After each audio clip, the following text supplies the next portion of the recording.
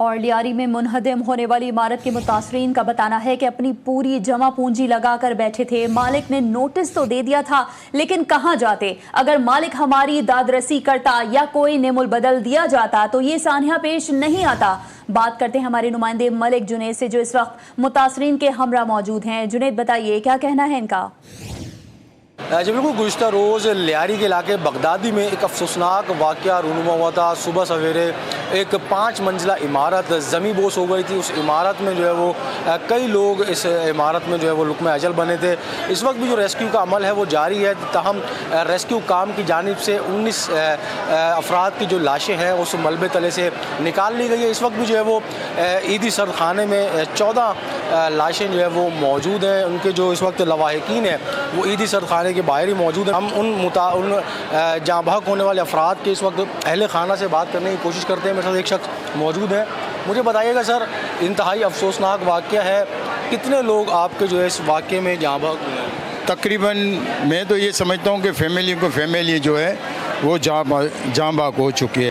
کیا کہیں گے کہ اس عمارت کے حوالے سے کہا جا رہا تھا کہ نوٹس وغیرہ دیے گئے ہیں پہلے بھی 2 مرتبہ، تو کوئی نوٹس دیا گیا تھا یا ایسے ہی کہا جا رہا ہے؟ نہیں، نوٹس حکومت کی طرف سے نہیں دیا گیا، لیکن ان کے مالک کی طرف سے دیا گیا تھا کہ بھئی ہم خالی کریں۔ تم لوگوں نے کہا کہ بھئی ہماری جمع پونجی اس میں لگی ہوئی ہے، اگر ہم خالی کر کے چلے جائیں گے، آپ بتائیں کہ ہمارے نعم و بدل کیا ہوگا؟ آیا ہم نے اپنی جو جمع پونجی ہے، ہم نے جو پیسہ جوڑ کے آپ کے یہاں گھر لیا، اب کیا ہم فٹ پاتھ پہ جائیں؟ تو گورنمنٹ اس کے اوپر جو ہے نا ذرا غور کرے کہ بھئی کسی بھی پگڑی کی جگہ ہے یا اونر کی جگہ ہے، یا ان کو جب نکالا جاتا ہے تو کم از کم ان کا نعم و بدل تو ہونا چاہیے نا۔ ایک بندے نے کہا کہ بھئی آپ نکل جائیں، تو اس کا مطلب کیا ہوا؟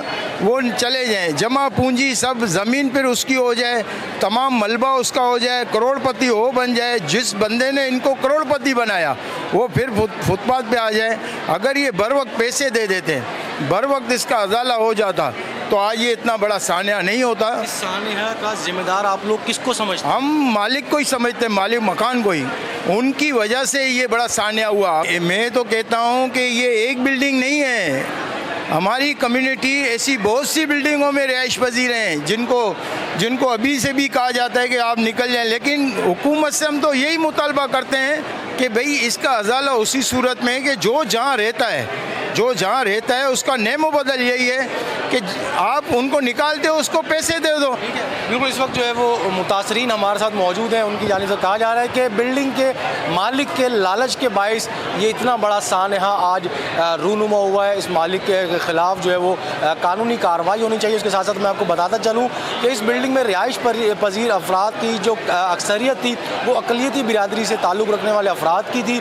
اس وقت بھی جو ہے وہ اقلیتی برادری سے تعلق رکھنے والے افراد کا جانب سے دعوت کیا جا رہا ہے کہ 16 افراد کی جو لاشیں ہیں وہ ریسکیو کی گئی ہیں جن کا تعلق اقلیتی جماعت سے تھا۔ اس وقت بھی جو ہے وہ اس وقت تعزیت کا سلسلہ یہاں پر جاری ہے۔ مرد اور خواتین کی بڑی تعداد اس وقت یہاں پر موجود ہے جو کہ لواحقین سے تعزیت کا سلسلہ جاری رکھے ہوئے ہیں۔ جی